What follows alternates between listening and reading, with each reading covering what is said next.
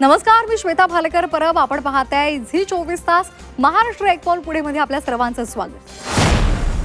मुंबईच्या सिद्धिविनायक मंदिर परिसरामध्ये पायाभूत सुविधा आणि विविध व्यवस्था उभारल्या जाणार आहेत आणि त्यासाठी मंदिर परिसराचं सुशोभीकरण हा प्रकल्प हाती घेतलाय. या सुशोभीकरणाच्या पहिल्या टप्प्यामधल्या कामांचं भूमिपूजन मुख्यमंत्री देवेंद्र फडणवीसांनी केलंय. यावेळी उपमुख्यमंत्री एकनाथ शिंदे आणि मुंबईच्या महापौर ऋतू तावडे सुद्धा उपस्थित होत्या. नव्यानं तयार होणाऱ्या कॉरिडॉरमुळे वेगवेगळ्या प्रकारच्या सुविधा मिळतील. सुंदर प्रवेशद्वारापासून ग्राउंड मॅनेजमेंटपर्यंत प्रत्येक गोष्टीचा यामध्ये विचार केलाय. अतिशय सुंदर संकल्पनेमधून या कॉरिडॉरची आखणी केलेली आहे. हा कॉरिडॉर झाल्यानंतर भाविकांची संख्या वाढेल आणि त्यांना एक वेगळी आध्यात्मिक अनुभूती मिळेल असा विश्वास मुख्यमंत्र्यांनी व्यक्त केला आहे.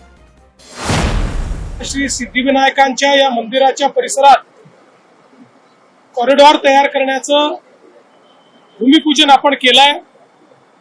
या कॉरिडॉरमुळे इथे वेगवेगळ्या प्रकारच्या व्यवस्था उभ्या होतील.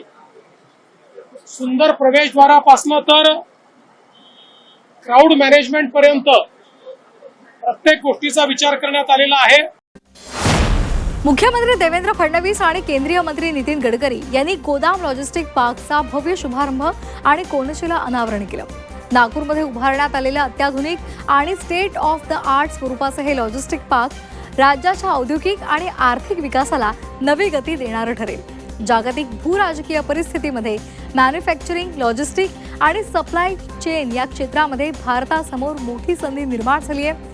जागतिक पुरवठा साखळीमध्ये भारताची भूमिका अधिक मजबूत करण्यासाठी लॉजिस्टिक क्षेत्र सक्षम करणं आवश्यक आहे, असं मुख्यमंत्री देवेंद्र फडणवीसांनी म्हटलंय. महाराष्ट्रामध्ये औद्योगिक गुंतवणूक, रोजगार निर्मिती आणि आधुनिक औद्योगिक परिसंस्था विकसित करण्याच्या दृष्टीनं सुमारे 89,731 कोटींच्या 5 विशाल आणि अतिविशाल प्रकल्पांना विशेष प्रोत्साहन द्यायला मान्यता मिळाली आहे. मुख्यमंत्री देवेंद्र फडणवीसांच्या अध्यक्षतेमध्ये उद्योग विभागाच्या मंत्रिमंडळ उपसमितीच्या बैठकीत ही मान्यता देण्यात आली आहे. उपमुख्यमंत्री एकनाथ शिंदे यांनी या संदर्भात माहिती दिली. या प्रकल्पांमुळे राज्यामध्ये अंदाजे 20,000 प्रत्यक्ष आणि अप्रत्यक्ष रोजगार निर्माण होतील.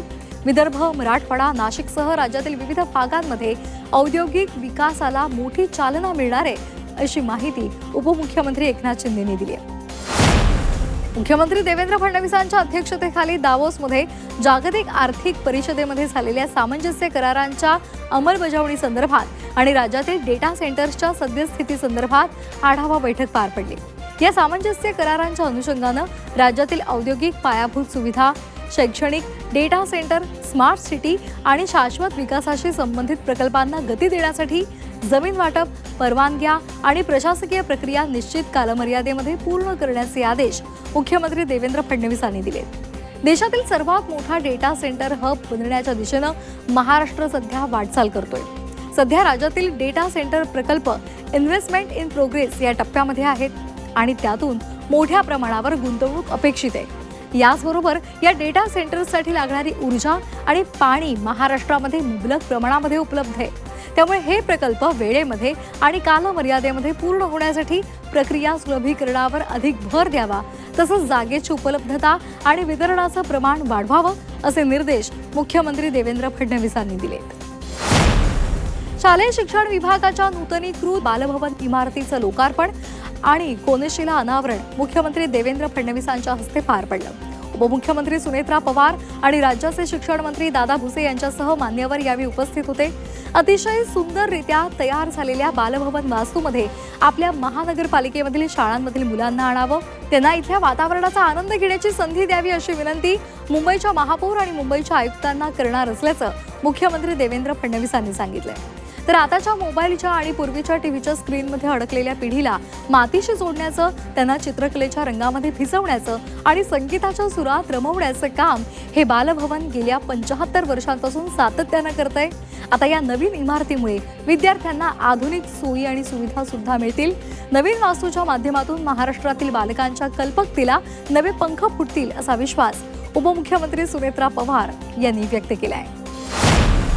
यासह महाराष्ट्र एक पाऊल पुढे मध्ये वेळ झाली इथेच थांबण्याची. ताज्या बातम्यांसाठी पाहत रहा झी 24 तास. नमस्कार.